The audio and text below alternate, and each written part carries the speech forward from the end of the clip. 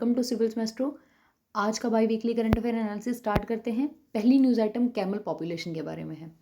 Camel population का अभी survey conduct किया गया है। 2019 वाला जो लाइफ स्टॉक सेंसस है उसमें ये नोटिस किया गया है कि कैमल की पॉपुलेशन 37% डिक्रीज हुई है। इससे पहले जो लाइफ स्टॉक का सेंसस 2012 में हुआ था उसमें कैमल की 4 लाख पॉपुलेशन थी। अब इसकी जो पॉपुलेशन है वो 2.52 लाख हो चुकी है। अगर कैमल की डिस्ट्रीब्यूशन की बात करें तो 84% कैमल इंडिया में राजस्थान में है और 11% कैमल आपको गुजरात स्टेट में मिलेंगे। कैमल्स बेसिकली दो टाइप्स के होते हैं, ड्रोमडेरी कैमल्स और बाक्ट्रियन कैमल्स। ड्रोमडेरी कैमल उन कैमल्स को बोलते हैं जिनकी सिंगल हम्प होती है। एक जैसे कैमल के बीच में ऐसे हम्प बना होता है, तो सिंगल हम्प जिनमें होती है वो ड्रोम्सडेरी होते हैं। ये हॉट डेजर्ट्स में पाए जाते हैं और इंडिया में यूजली पाए जाते हैं। दूसरे टाइप के कैमल्स होते हैं बाक्ट्रियन कैमल्स। बाक्ट्रियन कैमल्स में यूजुअली 2 हम्प बनी हुई होती हैं और ये कोल्ड डेजर्ट में पाए जाते हैं। ये इंडिया में मिलते हैं, ये दोनों मिलती हैं प्रजातियाँ। ये राजस्थान में मिलती है, गुजरात में मिलती है और ये लद्दाख में मिलती है। इसके अलावा एक अलग टाइप होती है खराई कैमल्स। खराई कैमल्स स्विमिंग कैमल्स को बोलते हैं, ये भी इंडिया में पाए जाते हैं। इसके अलावा जो डबल हम्प वाला बाक्ट्रियन कैमल है वो चाइना के गोबी डेजर्ट में, टकलामकान डेजर्ट में या फिर जितने भी कोल्ड डेजर्ट्स हैं मंगोलिया में, चाइना, कजाकिस्तान, तुर्कमेनिस्तान, इन सब कंट्रीज़ में वहाँ पे पाए जाते हैं। उसके अलावा नेक्स्ट न्यूज़ आइटम है डोकरा क्राफ्ट के बारे में। डोकरा बेसिकली समझिए कि एक क्राफ्ट होता है, एक मूर्ति बनाने का एक क्राफ्ट है, मेटल का क्राफ्ट बोला जाता है इसको। बंगाल का एक विलेज है पुराना लाल बाजार गाँव में ये बनाया जाता है डोकरा या ढोकरा। ये एंशियंट मेटल क्राफ्ट है। बेसिकली वेस्ट बंगाल में 2 प्लेसेस पे ये किया जाता है, बिकना बनकुरा डिस्ट्रिक्ट में और दरियापुर बर्धमान डिस्ट्रिक्ट में। ढोकरा जो है इसमें बेसिकली क्या करते हैं कि पहले एक वैक्स की एक मूर्ति बनाई जाती है, उसके बाद उस मूर्ति को क्ले की एक मूर्ति बनाई जाती है, फिर उस मूर्ति को वैक्स में डिप किया जाता है। उसके ऊपर जब वैक्स की एक लेयर बन जाती है फिर उसको ठंडा कर देते हैं, वैक्स जम जाता है। उस वैक्स के जमने के बाद एक और क्ले की लेयर उसके चारों तरफ डाल दी जाती है, ठीक है, और एक ये छेद रखा जाता है जिसके थ्रू ये सारा कुछ डल रहा है। अब इसके ऊपर एक और लेयर ऑफ क्ले डाल दी जाएगी। अब जब ये वैक्स सेटल हो गया है, क्ले सेटल हो गया है, फिर उसके बाद वैक्स को पिघला के इसको हीटअप करके वैक्स को बाहर निकाल लेते हैं और जिस भी मेटल का आर्टिफैक्ट बनाना है, जिस भी मेटल की मूर्ति बनानी है, उस मेटल को उसको लिक्विड फॉर्म में कन्वर्ट करके हॉट करके, मतलब उसको उबाल के, उसको गर्म करके, उसको मोल्टन फॉर्म में लेके आके फिर उसको उसमें चैम्बर में डाल देंगे। इन अ सेंस कि वैक्स को निकाल देंगे और वैक्स की जगह पे फिर वो मेटल चली जाएगी। मेटल जब उसमें चली जाएगी तो फिर बाद में मेटल को वहाँ पे ठंडे होने के लिए रख दिया जाएगा। जब मेटल सेटल हो जाएगी तो बाहर वाली ये जो क्ले की लेयर है इसको रिमूव कर दिया जाएगा और ये एक मेटल की मूर्ति बन जाएगी जिसका कोर जो है वो अच्छी क्ले का बना हुआ होगा और बाहर जो है मेटल का सरफेस होगा। सो ये लॉस्ट वैक्स टेक्निक बोलते हैं इसको यूज़ करके बनाई जाती है। ढोकरा ट्रेडिशन की अगर बात करें तो 5000 के आसपास साल पुरानी ये ट्रेडिशन है। इसमें फिगरिन्स बनाई जाती हैं और ये कंपैरेटिवली थोड़ा टाइम लगता है, थोड़ा मेहनत से बनाई जाने वाला ये क्राफ्ट है। इसके अलावा लाल बाज़ार जो है इसके बारे में देख लेते हैं। लाल बाज़ार जो है इसको ख्वाब ग्राम बोलते हैं, विलेज ऑफ ड्रीम बोलते हैं। ये वेस्ट बंगाल और झारखंड के बॉर्डर के ऊपर लाई करता है। इसमें एक लोढ़ा ट्राइब है जो इस विलेज में रहती है। ये मेजरली लेबरर्स होते हैं, स्मॉल फार्मर्स होते हैं। नेक्स्ट न्यूज़ आइटम है जेल बोट्स के बारे में। देखिए जेल बोट्स एक नई टेक्नोलॉजी है जिसमें मतलब एक काइंड ऑफ जेलेटिन को यूज़ करके, जेलेटिन को यूज़ किया जाता है, उसको एक रॉ मटेरियल की तरह यूज़ किया जाता है और 3D प्रिंटिंग को यूज़ करके एक काइंड ऑफ जेल बोट्स बनाए जाते हैं। ये जेल बोट की एक खास प्रॉपर्टी होती है कि जब भी टेम्परेचर में कोई भी वेरिएशन आती है, चाहे टेम्परेचर इंक्रीज़ करता है चाहे टेम्परेचर डिक्रीज़ करता है, उसके अकॉर्डिंग ये जो जेल बोट्स होते हैं ये मोशन शो करते हैं, मूवमेंट शो करते हैं। जैसे एक वर्म होता है ना, वर्म की शेप के ही ये बनाए जाते हैं कुछ ऐसे दिखने में और वर्म की तरह ही ये क्रॉल करते हैं। एंड में मैं आपको इसका एक पिक्चर दिखाऊंगी जिसमें ये कि काइंड ऑफ जिनके ऊपर एक्सपेरिमेंट हुआ है वो वर्म जैसे जेलेटिन के जो आर्टिफैक्ट्स बनाए थे उनके बारे में है, ठीक है। उसकी एक पिक्चर दिखाई जाएगी आपको। उसके अलावा ये वाटर बेस्ड जेल्स होती हैं, ये एक्सट्रीमली एक प्रॉमिसिंग मटेरियल है। इसको सॉफ्ट रोबोटिक्स वगैरह में फ्यूचर में यूज़ किया जाएगा क्योंकि ये अब एक टेम्परेचर की को काफ़ी सेंसिटिव होते हैं और टेम्परेचर के विद रिस्पेक्ट टू वेरिएंस जब आती है टेम्परेचर में तो उसके अकॉर्डिंग ये मोशन शो करते हैं। जेल बोट्स जो हैं इनको कोई एक्स्ट्रा बाहर से पावर की रिक्वायरमेंट नहीं है मोशन करने के लिए। ये खुद से ही टेम्परेचर की वेरिएशन से टेम्परेचर की वेरिएशन को रिस्पॉन्ड करते हैं। और ये जेल बोट्स होते हैं, इनकी जो मूव करने की कैपेबिलिटी होती है वो डिपेंड करती है कि उसका साइज़ कैसा है, उसकी शेप कैसी है, उसकी डायमेंशंस कैसी है, वो कितनी लेयर्स का बना हुआ है, ठीक है। जेल जो होती है बेसिकली टेम्परेचर के इंक्रीज या डिक्रीज करने पे जेल या तो स्वेल कर जाती है या श्रिंक कर जाती है। इसी प्रिंसिपल के ऊपर की वजह से जेल बोट्स होते हैं वो मूवमेंट शो करते हैं। इसको फ्यूचर में यूज़ किया जा सकता है, स्मार्ट स्ट्रक्चर्स बनाने में, रोबोटिक्स में यूज़ कर सकते हैं, ओशन सरफेस को अंडरस्टैंड करने में, पेट्रोलिंग, मरीन रोबोट्स बनाने में। उसके अलावा इन जेल बोट्स को ह्यूमन की बॉडी में भी यूज़ किया जा सकता है, ड्रग डिलीवरी के लिए, मेडिसिन डिलीवरी के लिए। ये जो जेल बोट्स हैं इनको फ्यूचर में हम इंजीनियरिंग की जा सकती है कि इन जेल बोट को, जैसे ये अभी तो टेम्परेचर से अपनी सेंसिटिविटी शो कर रहे हैं, इनको फ्यूचर में इस हिसाब से ट्रेन किया जा सकता, इनको इस हिसाब से डिज़ाइन किया जा सकता है कि ये बॉडी में जो बायोमार्कर होते हैं या फिर जो किसी भी बायोकेमिकल होते हैं, जैसे बॉडी में सोडियम है, हाइड्रोजन है, ऑक्सीजन है, या फिर और जो एंजाइम बनते हैं या फिर जो भी चीज़ें बनती हैं, उनकी कॉन्सेंट्रेशन के इंक्रीज या डिक्रीज होने को भी ये रिस्पॉन्ड करें, तो वहाँ पे मूवमेंट करें, तो उसको ड्रग डिलीवरी में यूज़ किया जाएगा। नेक्स्ट न्यूज़ आइटम है सैंड बैटरी के बारे में। देखिए यूरोप, आपको पता है कि एक बहुत ठंडा इलाका है। यूरोप में सर्दियों में बहुत ज़्यादा रिक्वायरमेंट होती है कि वहाँ पे लोगों को अपने घरों को गर्म करना पड़ता है, वहाँ पे गर्म करना पड़ता है, जिसके लिए वहाँ पे एक सेंट्रल हीटिंग सिस्टम होता है जो सारी के सारी डिस्ट्रिक्ट को या फिर सारे के सारे शहर को हीटिंग प्रोवाइड करता है। इस हीटिंग के बिना पूरा का पूरा यूरोप जम जाएगा और लोग कोई भी अपनी डेली एक्टिविटीज़ नहीं कर पाएंगे, क्योंकि वो काफ़ी हाई एल्टीट्यूड के ऊपर है। अब दिक्कत क्या हो रही थी कि रशिया और यूक्रेन की लड़ाई के बाद से एनर्जी की बहुत ज़्यादा डेफिशिएंसी हो गई है।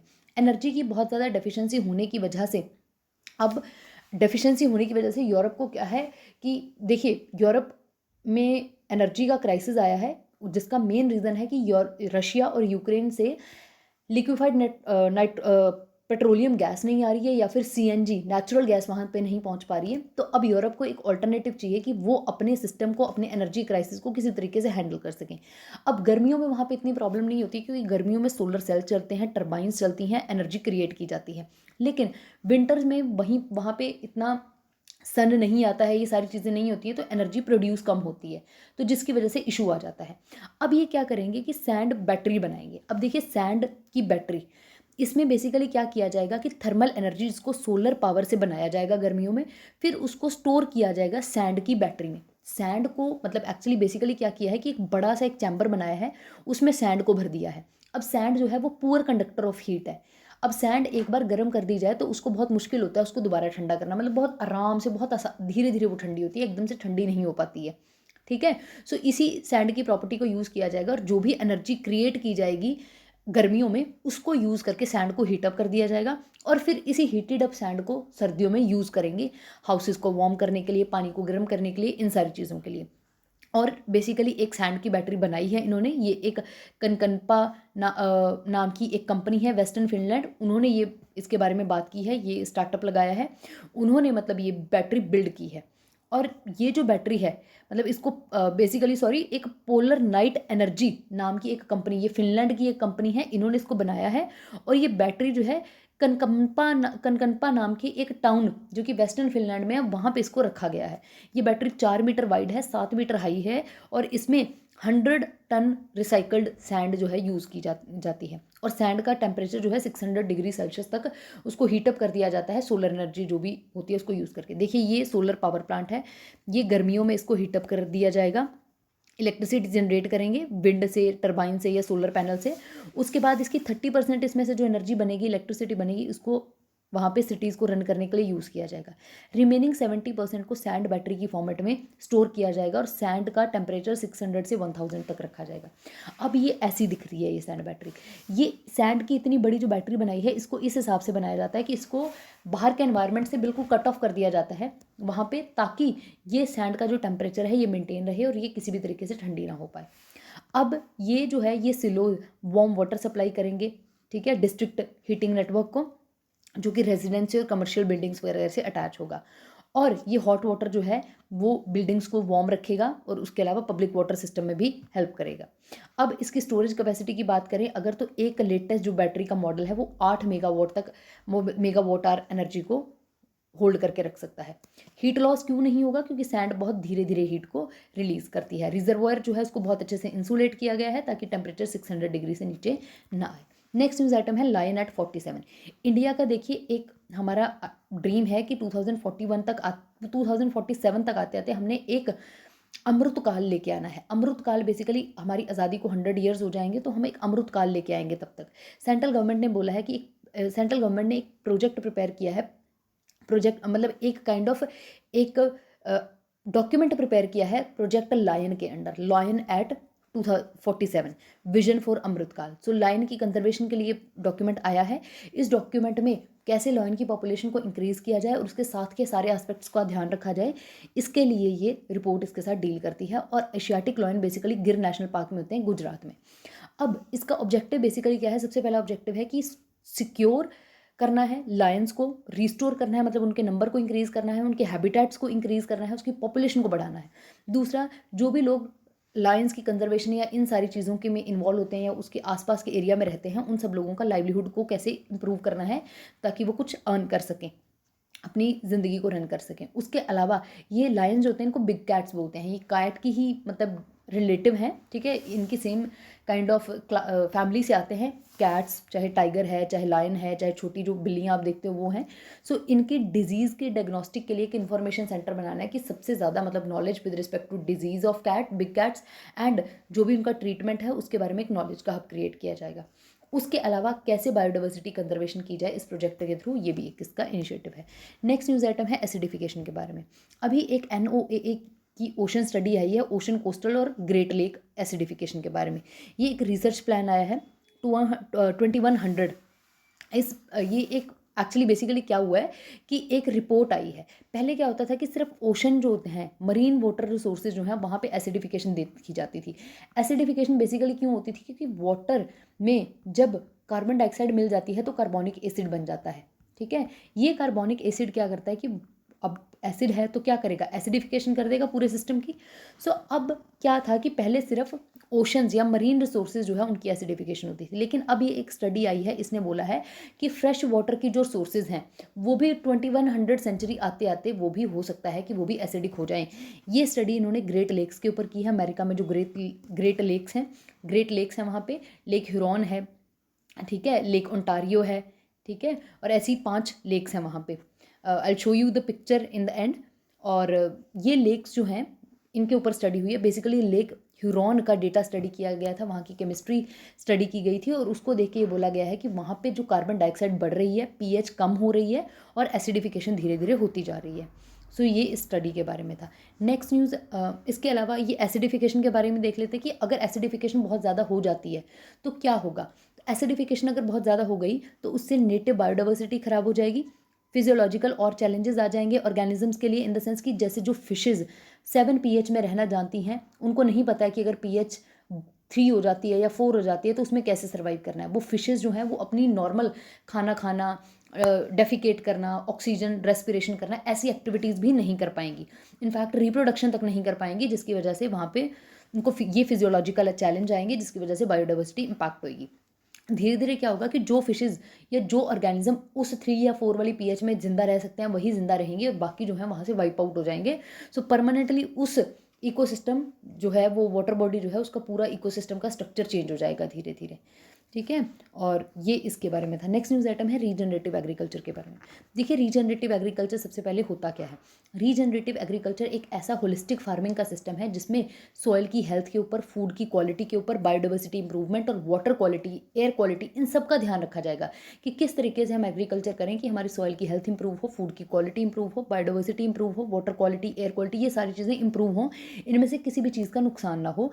मतलब इन अ सेंस कि ऐसा सिस्टम जिससे जो सॉइल की हेल्थ ख़राब हुई है केमिकल वगैरह यूज़ करने से, उसको दोबारा से रिक्लेम किया जाए, वाटर की क्वालिटी को रिक्लेम किया जाए, एयर की क्वालिटी को रिक्लेम किया जाए। सो ऐसा एग्रीकल्चर, इस सिस्टम में क्या होगा कि हमें सॉइल की हेल्थ को इम्प्रूव करना है, ऑर्गेनिक मैटर को इम्प्रूव करना है सॉइल में, बायोडाइवर्सिटी इम्प्रूव करनी है, वाटर होल्डिंग कैपेसिटी को इंक्रीज़ करना है, कार्बन सीक्वेस्ट्रेशन यानी कि carbon capturing capacity of the forest को भी इंक्रीज़ करना है। अब एक IPCC की रिपोर्ट आई है जिसमें इन्होंने, मतलब रिपोर्ट का नाम है क्लाइमेट चेंज एंड लैंड, तो इसमें स्पेसिफिकली इन्होंने रीजनरेटिव एग्रीकल्चर के ऊपर फोकस किया है, ठीक है। उसके अलावा इसमें होगा क्या, कैसे की जाएगी, इसमें टिलेज मिनिमम करनी है कि ज़्यादा, टिलेज का मतलब होता है कि जब आप हैरो या फिर ऐसे स्ट्रक्चर्स को, टिलर्स वगैरह को लेकर खोदते हैं, जब ज़मीन का नीचे वाली सॉइल को ऊपर ले आया जाता है और ऊपर वाली सॉइल को नीचे डाल देते हैं, तो इसको टिलेज बोलते हैं। टिलेज कम से कम करनी है, मल्चिंग करनी है यानी कि घास लगानी है ताकि जब बेयर लैंड होती है जिसके ऊपर मतलब ताकि वहाँ पे सॉइल इरोजन ना हो सके। तो उस इरोजन को रोकने के लिए वहाँ पे उसके ऊपर घास प्लांट करनी है। उसके अलावा मल्टी क्रॉपिंग करनी है, ताकि एक, मान लीजिए कि अगर एक प्लांट नाइट्रोजन प्रोड्यूस कर रहा है तो दूसरा नाइट्रोजन को टेकअप कर ले, एक कोई पर्टिकुलर न्यूट्रिएंट को यूज़ कर रहा है तो दूसरा उसको प्रोड्यूस करे। तो एक बैलेंस बनाने वाला एक इकोसिस्टम हमें लेके आना है, ठीक है। नेटिव वेराइटीज़ को ग्रो करना है, वाटर होल्डिंग सोइल की कैपेसिटी को इंक्रीज़ करना है।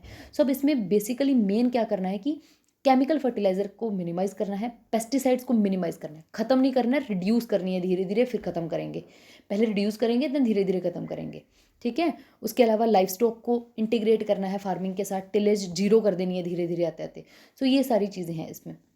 गवर्नमेंट जो है मतलब वो रीजनरेटिव एग्रीकल्चर को प्रमोट करना चाहती है। इनफैक्ट बहुत सारी स्टेट जैसे कि उत्तराखंड, हिमाचल प्रदेश, आंध्र प्रदेश, सिक्किम, गुजरात, इन सब स्टेट्स में तो काइंड ऑफ इंसेंटिव्स भी देने सरकारों ने शुरू कर दिए हैं उन लोगों को जो रीजनरेटिव एग्रीकल्चर करते हैं। नेक्स्ट न्यूज़ आइटम है जॉयनगर मोआ के बारे में। मोआ देखिए एक एक स्वीट है, एक मिठाई है, ठीक है, बंगाल में जो बिकती है। स्वीट मीट बोलते हैं इसको, मतलब ये एक स्वीट है, एक मिठाई है जो कोल्ड के मंथ में, सर्दियों के मंथ में यूजली आती है। इस मिठाई में क्या होता है कि राइस, उबली हुई राइस को डेट पाम्स के साथ, जैगरी के साथ, गुड़ के साथ, इन सब चीज़ों के साथ मिक्स कर देते हैं, ठीक है। कैश्यू नट्स भी होते हैं इसमें, रेजिन्स भी होते हैं, इसको मिक्स करके एक अच्छी सी मिठाई बन जाती है। अब इस मिठाई के साथ एक दिक्कत है सिर्फ कि ये ना ज़्यादा दिन टिक नहीं सकती, मतलब इसकी ज़्यादा शेल्फ लाइफ ज़्यादा नहीं है, ये ख़राब हो जाती है बहुत जल्दी। जिसकी वजह से क्या है कि इसकी बहुत डिमांड है, लेकिन इसको फॉरेन कंट्रीज़ में हम एक्सपोर्ट नहीं कर पा रहे हैं। तो अभी एक आईआईटी के रिसर्चर्स ने मोआ जो बनाते हैं लोग, उनके साथ मिलके एक ऐसा मतलब पैकेजिंग मटेरियल वो बनाने की कोशिश कर रहे हैं कि जिसके चलते मोआ को उसमें पैक तो कर दें लेकिन वो ख़राब ना हो मिठाई। ये चीज़ करने की कोशिश की जाइए। मोआ जो है ये वेस्ट बंगाल में बनाई जाती है। इसको जोग्राफिकली इंडिकेशन टैग दिया हुआ है, 2015 में दिया था, ठीक है। और उसको 10 साल की एक्सटेंशन और मिल गई है। और इसके अलावा अगर बात करें तो मोआ 1904 से भी पहले से बनाई जा रही है बंगाल में। और स्पेसिफिकली इसको जो कलकत्ता के बाहर वाले एरिया में जो लोग रहते हैं वो इसको इन्होंने बनाना शुरू किया था। क्लियर है। नेक्स्ट न्यूज़ आइटम है डॉल्फिन सेंसस के बारे में। डॉल्फिन का सेंसस कंडक्ट किया गया है उड़ीसा की कोस्ट पे। देखिए डॉल्फिन का सेंसस हर साल कंडक्ट किया जाता है। बेसिकली भीतरकनिका नेशनल पार्क और गाहिरमथा मेरीन सेंचुरी में ये कंडक्ट किया जाता है। और उड़ीसा की कोस्ट माना जाता है कि इंडिया में सबसे आइडियल हैबिटेट है डॉल्फिन के बारे में के लिए। और वहाँ की कोस्ट के ऊपर 33% इंक्रीज देखने को मिला है पिछले सेंसस के कंपैरिजन में डॉल्फिन की पॉपुलेशन में। उसके अलावा 5 कोस्टल डिवीजन्स हैं चिलिका लगून में, चिलिका डेवलपमेंट अथॉरिटी के द्वारा जो बनाई गई हैं, सब में सेंसस कंडक्ट किया जाता है। ये सर्वे 3 दिन तक चलता है। 100 वाइल्ड लाइफ एक्सपर्ट्स इसमें पार्टिसिपेट करते हैं और डॉल्फिन का हेड काउंट किया जाता है। नेक्स्ट न्यूज़ आइटम है बॉक्सिंग डे रप्चर के बारे में। बॉक्सिंग डे रप्चर सबसे पहले देखते हैं कि हुआ है क्या। देखिए एक्चुअल में क्या था कि सुमात्रा अंडमान में एक अर्थक्वेक आया था आज से 18 साल पहले। दिसंबर 26, 2004 को एक बहुत बड़ा अर्थक्वेक आया था, सुनामी आई थी, इसको बॉक्सिंग डे के नाम से याद किया जाता है। अब ये क्या था कि 2004 में जो अर्थक्वेक आया था इसका ओरिजिन, मतलब ये सब्सिक्वेंटली हुआ कहाँ पे था कि इंडो ऑस्ट्रेलियन टेक्टोनिक प्लेट जो है, इंडो ऑस्ट्रेलियन टेक्टोनिक प्लेट जो है वो बर्मा की प्लेट के साथ टकराई थी, जिसकी वजह से क्या हुआ था कि जो हैवी प्लेट थी वो नीचे सबडक्ट कर गई, नीचे चली गई और लाइट प्लेट ऊपर रही। और इसकी वजह से एक बहुत स्ट्रॉन्ग अर्थक्वेक आया था, बहुत स्ट्रॉन्ग सुनामी आई थी, बहुत जानमाल का नुकसान हुआ था लिटोरल स्टेट्स का, इंडियन ओशन की जो लिटोरल स्टेट्स हैं उनकी। इससे एक चीज़ हुई थी कि एक फॉल्ट बन गई थी, एक क्रैक आ गया था, एक रप्चर आ गया था, ठीक है। फॉल्ट मतलब कि एक काइंड ऑफ मतलब एक रप्चर आ गया था पूरा का पूरा प्लेट में। ये रप्चर जो है 2 किलोमीटर पर सेकंड की स्पीड के हिसाब से बढ़ रहा था। और जब 10 मिनट के लिए ये मतलब पूरा अर्थक्वेक रहा था और ये रप्चर जो है 10 मिनट में, सोचिए कितना लंबा हो गया होगा। अभी स्टडी थोड़ा टाइम पहले हुई थी कि साइंटिस्ट ने एस्टिमेट किया था कि ये 1200 से 1300 किलोमीटर के बीच में लंबा है। अभी एक लेटेस्ट स्टडी हुई है जापान के और चाइना के कुछ साइंटिस्ट ने की है 2021 में। उनके अकॉर्डिंग ये रप्चर जो है ये 1400 किलोमीटर लंबा हो चुका है। अब न्यूज़ में क्या है कि एक नई टेक्नोलॉजी बनाने की कोशिश की जा रही है, ठीक है, टेक्नोलॉजी को अपडेट करने की कोशिश की जा रही है ताकि ये रप्चर की एक्चुअल में लेंथ क्या है और बॉक्सिंग डे के हिसाब से वो कितनी बड़ी या घटी है उसको एनालाइज किया जाए। ये देखिए ये जेल बोट्स की फिगर है, ये जेल बोट्स हैं, ये ऐसे टेम्परेचर में वेरिएशन शो करते हैं, ठीक है। उसके अलावा ये अमेरिका की 5 लेक हैं यूएसए की, lake Superior, lake Michigan, lake Huron, lake Ontario, lake Erie. Ontario और लेक एरी के बीच में यहाँ पे एक नाइग्रा नाम की रिवर है और यहाँ पे नाइग्रा फॉल्स हैं। नाइग्रा फॉल यूएसए के न्यूयॉर्क शहर में से और कनाडा के ओंटारियो सिटी में से दिखते हैं। देखिए ये ओंटारियो है, ये न्यूयॉर्क है, ये नाइग्रा रिवर है और यहाँ पे ये नाइग्रा फॉल्स हैं और ये देखिए लेक एरी है और लेक ओंटारियो है। बाकी ये तो आपने देख ही लिया है। So this is it for today's current affair. I hope you people liked it. So please share it with your friends and इसका PDF टेलीग्राम चैनल में डाल दिया जाएगा। Thank you so much.